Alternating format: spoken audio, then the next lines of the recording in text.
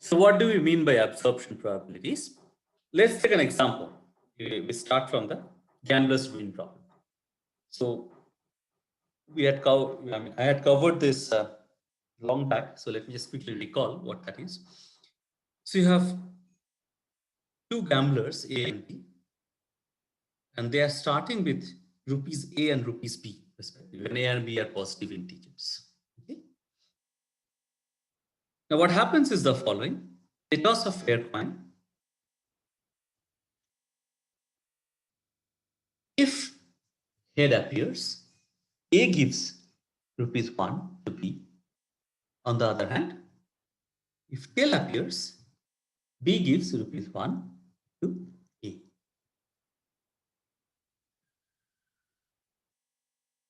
And this procedure goes on. The coin is tossed independently. This procedure goes on. The question is, what is the probability that A is ruined? Now, earlier I had told you that we'll be able to compute this probability using Markov chain theory. Now the time has come when we will be able to compute this. So let's try to understand this example well, so that our notation that we introduce will become easier. Okay, so what is this? So in this case, what is the underlying Markov chain? So the Markov chain is XM, which is the amount of money in rupees A has after M tosses. So here the convention is, when I say after M tosses, it means after the mth exchange. So the toss yields either head or a tail. There will be an exchange of money.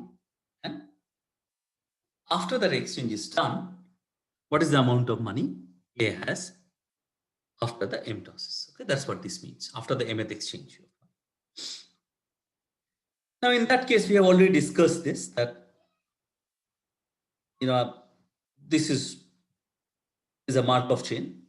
The state space here is it can, the amount of money A has can be as low as 0. It cannot go down below 0, because the moment A is ruined, A has 0 amount of money, the game is finished in some sense. On the other hand, if A gets A plus B amount of money, that means B is ruined and the game is finished.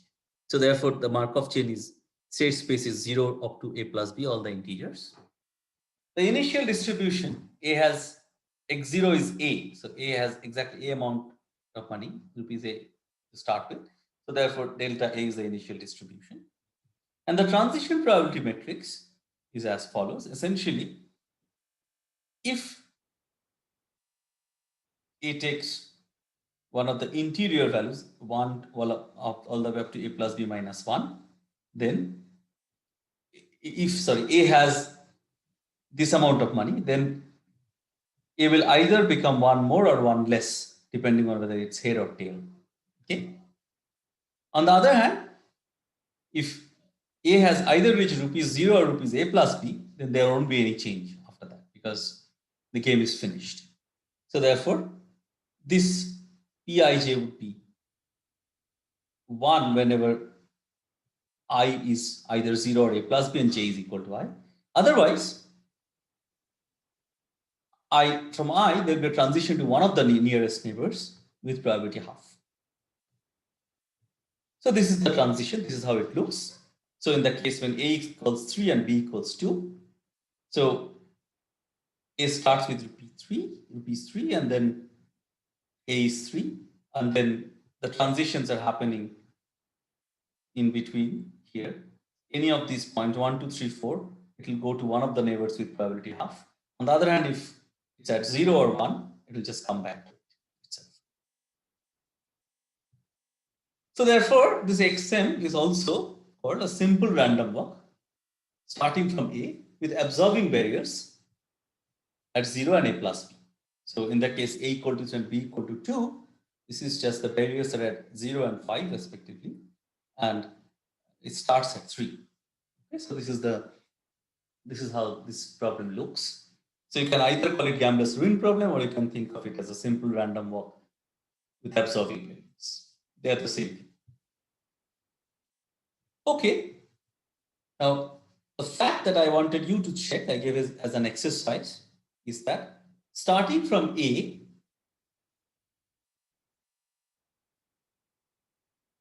tau is finite with probability 1.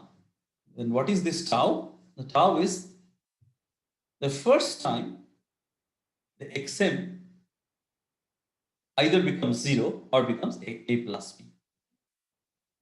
And we have already discussed this, that 0 and 1, 0 and 5 are the absorbing states of this Markov chain.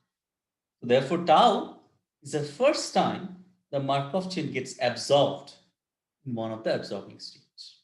This is what this tau is. So the absorption can happen either at the absorbing state 0 or at the absorbing state a plus b. Therefore, this is the first time the Markov chain gets absorbed in one of the absorbing states. This tau starting from A is finite with probability 1. Okay. On the other hand, x tau is the final value of the Markov chain, because the Markov chain stops after some time. Once it gets absorbed, it stops. That's the final value. So therefore, the final value, since tau is finite with probability 1, x tau has to be either 0 or a plus b, because the Markov chain has to stop with probability 1. So it has to stop either at 0 or at a plus b. And what we are interested in is the probability that A is ruined, which means the Markov chain gets absorbed at the point 0. Or the Markov chain stops at the point 0. So that's probability of x tau equal to 0. And of course, starting from A.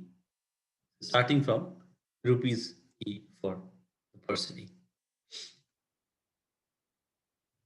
And as I said, we will be able to answer this question. We will actually not compute it today. We'll compute it in the next class. But we'll develop the theory today, at least, the notations, and we'll state a theorem which will be used to finish this computation in the next class. And also we'll prove that theorem in the next class. Okay, so in order to understand the situation a little more, let's try to recall what are the recurrent and transient states in this example. Note that 0 and a plus b are trivially the recurrent states here. Because if you start at 0, you're going to come back to 0, and that's all you can do. You cannot do anything else. These are absorbing states. Absorbing states are recurrent. You know that. So therefore, these are both recurrent states. On the other hand, say you look at 1. Okay? 1 will definitely lead to 0. There's a half chance that from 1 you will immediately go to 0. But 0 definitely does not lead to 1, because once you are at 0, you are stuck at 0. So therefore, by one of the propositions that we have proved, 1 has to be a transient state. Because if 1 was recurrent and 1 leads to 0, then 0 should have also led back to 1. So that doesn't happen, so 1 has to be a transient state. By the same logic, 2, 3, and so on, all the way up to a plus b minus 1 are all transient. Because all of these lead to 1, or lead to 5 for that matter. Okay? But neither, all of these lead to 0, and they all lead to 5 also for that matter. And then neither 0 nor 5 will lead back to these states, any of these states. Say, for example, 2. From 2, you can go to 0, of course, in this example, when a is 3 and b is 2. Okay. But 2 will lead to 0, but 0 will never lead to 2. Similarly, 4, say, from 4 you can go to 5. 4 will lead to 5, but 5 will never lead to 4. So therefore, 4 has to be transient by the same logic. So therefore, all of these are transient. So this means that the canonical decomposition here looks like T is all the states from 1 to all the way up to a plus b minus 1. And then you have 2 recurrent classes, C1, which is singleton 0, and the C2, which is singleton a plus b. In this case, it so happens that this set T, set of all transient states, is actually a class. In general, it may not happen, but in this case, it happens. But just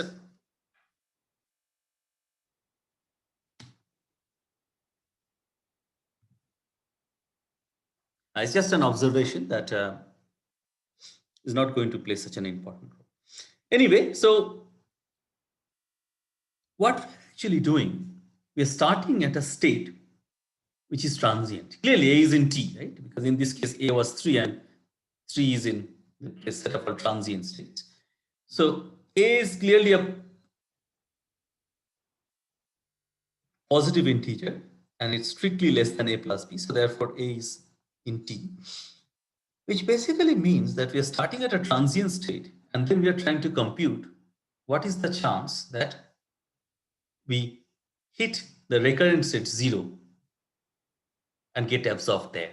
Okay.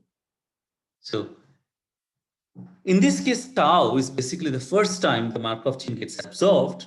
Another way to look at it here would be, this is the first time the Markov chain goes out of the transient states. So in the canonical decomposition, if you look at the states which are not in T, first time this hits a recurrent state. This is exactly tau. And then we know that this is finite with probability 1. This was your exercise. The point is, then we are asking to compute what is this probability. So what is the chance that starting from A, first time we hit a recurrent state, the first recurrent state we hit is 0. That's the way to put it. Starting from A, what is the probability that the first recurrent state that is hit by the Markov chain is 0? And that's the ruin probability for the gambler A. This is the one that we will compute with the help of Markov chain theory. More precisely, we'll actually develop the theory so that we are able to compute this probability.